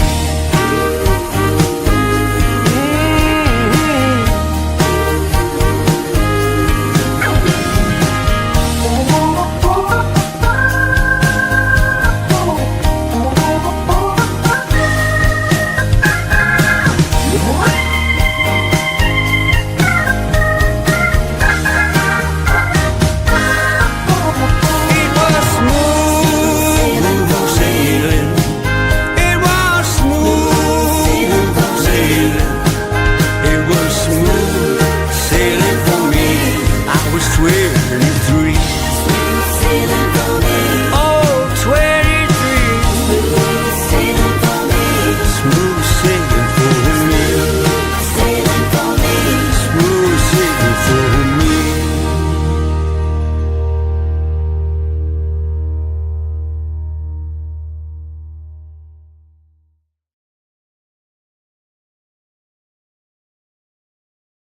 Hey, everybody, that was Smooth Sailing by John Michael Ferrari. All right, you go first. I love that song. You sound about 25 in it, and it's a great song.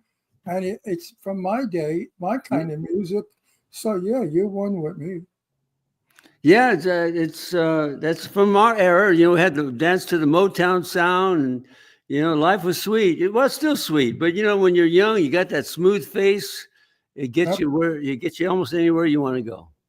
I used to sing, would you believe it or not? I was on stage, so I sang a lot. Now I don't sing anymore because I sound horrible. My voice changed. I'm 85 years old. My vocals are old and shrunken or stretched. Which is it? Shrunken? The vocals stretch when you're old. Yeah, well, I still have to rehearse a lot. I sing pretty regularly. You're much younger than I. So you're like, what, 8 years younger? That means a lot. Yeah. Wait till you get to be 85. It's a whole different ballgame. So, how many instruments do you play? At one time, No. At one time.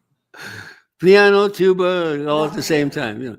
Oh, actually, guitar is my main instrument. But when I'm in the studio and I'm recording stuff, I'll play the piano and all the instruments that are related to the piano. I do the horn parts and the string parts. I can do all that.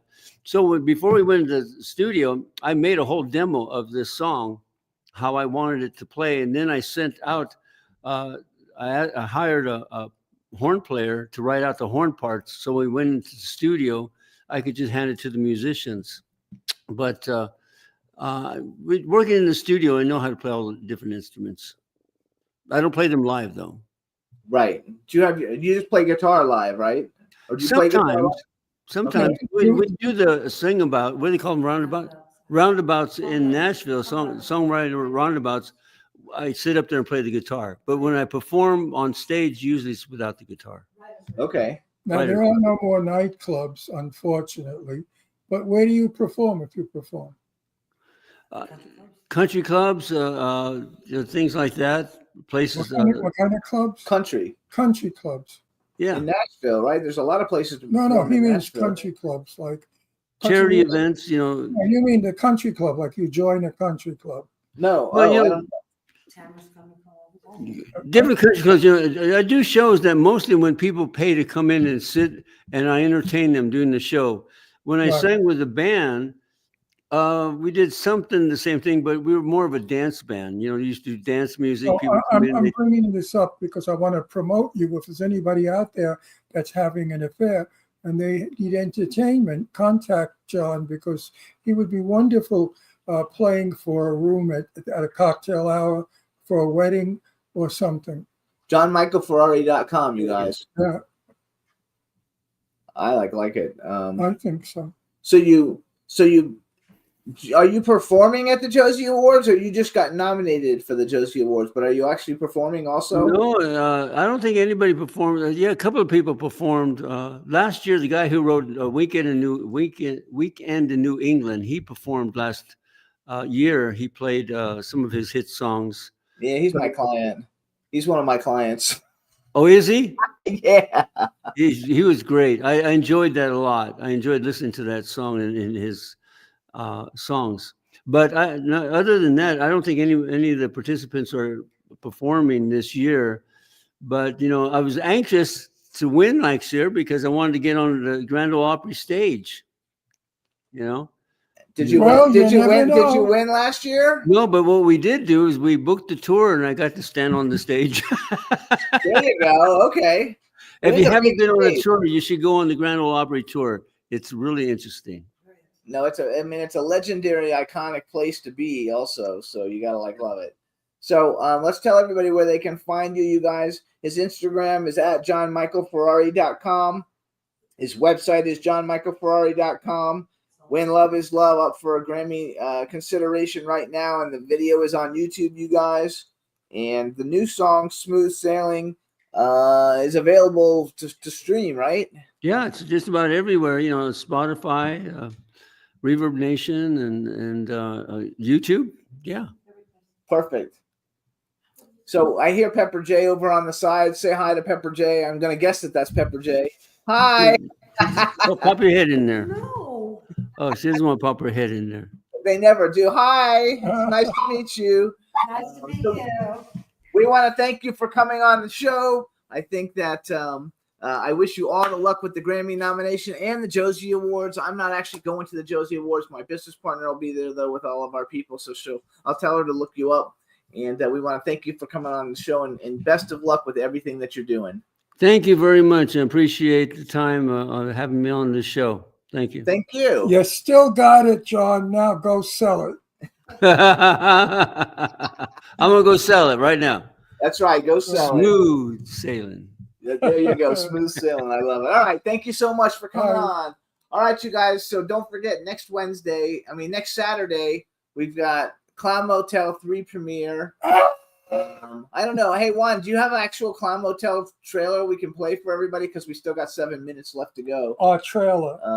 So I don't know if you do, but if you do, let me know. Put a little thing in the chat. Put a little thing So in Clown the chat. Motel, 3 Ways to Hell, you guys. Ron's going to be in it. We're going to have a bunch of people that we're inviting to go see it. It's got the most clowns of any clown movie ever. It's a Over horror movie. 100 clowns, killer clowns. And I think it's going to be a lot of fun. I mean, it might be not a great movie, but It's going to be a great. but it's going to be movie. campy. It's going to be It's campy going to and be fun. a great movie because you're never going to see anything like it again. That's true. I You're don't know never that they're gonna- doing. I mean, they went all over Nevada, the lake, up in the mountains. No, this film it's not like shot in a cellar where it's boring one set the whole movie. It's all over the place. Do we have it? No, we don't have it. We'll play it next week. Because since we're going on the show next week. But you guys, it's got Clown Motel 3 Ways to Hell has some really great cameos in it too. I'm going to tell you who. Besides Ron, hang on, I'm going to look it up and see. Clown Motel 3. 3 ways. So here's some of the other people that are in the film, you guys, that you guys will know. It's going to be a lot of fun. Oliver Robbins, he's the little kid from Poltergeist. Lisa Wilcox is the girl who in Nightmare on Elm Street gets grabbed and by Freddy Krueger's claw into the bed that you are like, as long as you're not that girl. Tony Moran is the original Michael Myers. Ari Lehman is the original Jason. Minnie Robinson's been on our show. Donnelly Hyson, who we love. She plays the crystal ball. A lot of these people that are Eileen Dietz is in it. Brett Wagner, who is Texas Chainsaw Massacre. Let's see who else is in here.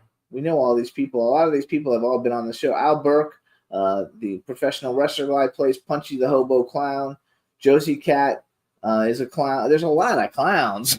And Mary and Yes, Mary's in it, and Mary Kate, she plays a bunch of different clowns, I believe, in it.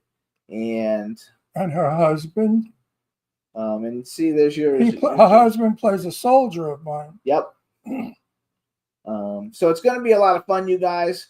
And Dietrich Thrall is in it again. He's from Lords of Acid. It's a great band. So I think the whole event's going to be a lot of fun. And after that, they're all going to Halloween Hotness. We're not going to Halloween Hotness this year. We have a dog at home that we have to take care of. So we're going to come home and take care of the dog. Plus, it's just a really long day to go for two big events like that. And what else is going on? I want to go get different equipment because I don't like the color we are. We're alabaster. We look like fake people. All our guests today were in beautiful color and real looking. They had nice pink skin. Maybe we shouldn't have a light. I don't know, but I look like shit. I don't look that bad. No, because you're sick. You have a fever. Either way, we want to thank our guest today. We also want to thank Sam Irvin, you guys, for coming on the show. He's had a remarkable career. John Michael Ferrari. We brought those on also with from Alexis and Lady Summer Helene, the Baroness, and and you guys, Arrow Rose. We should have played it. I didn't think about it. Arrow Rose with Chris Wise. They were on the show 2 weeks ago. And their music video is now released. It's called Heal Me. You can go on YouTube and see Heal Me, and I'll try and upload it for next week for us to have Heal Me because it's really good. It's a really good video. You guys will dig it. And they say we look good. Look good? Are you kidding? Yes. If I looked like this in person, I would shoot myself. No way. I look like I died. No, you're a little. Well, you don't have any color in your face. You could sit outside in the sun a little bit. No, I'm. Listen, it's the lighting, my dear. It's all about lighting. You know that. Lighting keeps you young. Hang on, let's see. If the lighting is, then that's better. Well, that's how we had it earlier, and you didn't like it. No, but that's too bright. But at least I have pink color. Yeah, you have pink in your skin. You know. They say we look Isn't good. It awful when you're in the public eye, how you got to worry about what the fuck you look like? If I wasn't an actor, and if I was just a normal person, like a hairdresser, forget about it. I wouldn't care what I look like. It would be such a nice life. I got to worry about losing my hair, losing my eyebrows, getting wrinkled. They said it's very bright now. Why do you interrupt me when I speak? You like doing that, don't you? Where do you see the birthday present I give you? Yeah, that's better. Anyway, you guys, so we got 2 minutes left. And the birthday present I'm going to give you explodes in like 5 minutes. Follow at This Is Jimmy Star, you guys, on social media. We put a brand new trailer up for Legend of the Bunny Man. It's on It's on Instagram, it's on Facebook, it's on YouTube, and it's on TikTok.